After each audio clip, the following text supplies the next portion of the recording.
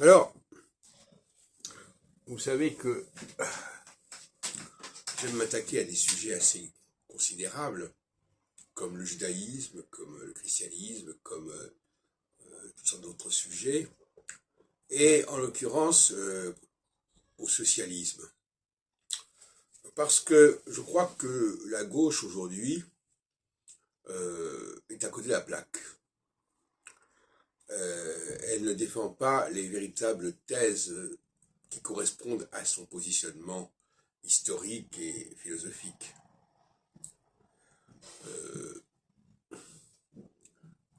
Alors, je le situe évidemment d'un point de vue astrologique, mais pour moi c'est une clé essentielle. Le socialisme correspond à l'équidoxialité. Et l'équidoxialité, c'est une démarche scientifique, entre guillemets, qui remet en question les données juridiques, formelles, hein, et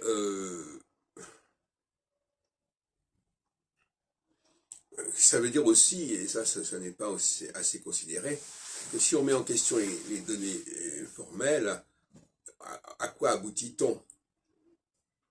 C'est ça la question. Qu'est-ce qui reste? Et il reste des structures verticales.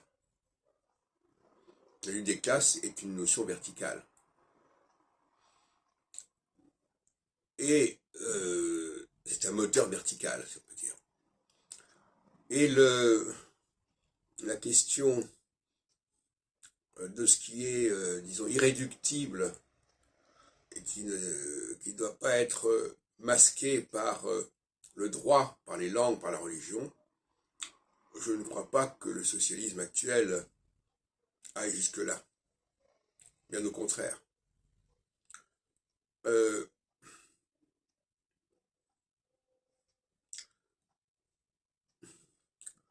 Le marxisme se veut scientifique.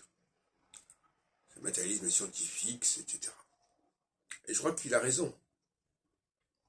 Parce que c'est dialectiquement, la science est en dialectique avec le droit. La science se situe à un autre niveau, sur un autre plan que le droit. Et par conséquent, aujourd'hui, la question du masculin-féminin est quand même une question scientifique, qu'on le veuille ou non. Non pas qu'on sache exactement, ou qu'on soit en mesure exactement de déterminer ce qui distingue le masculin et le féminin.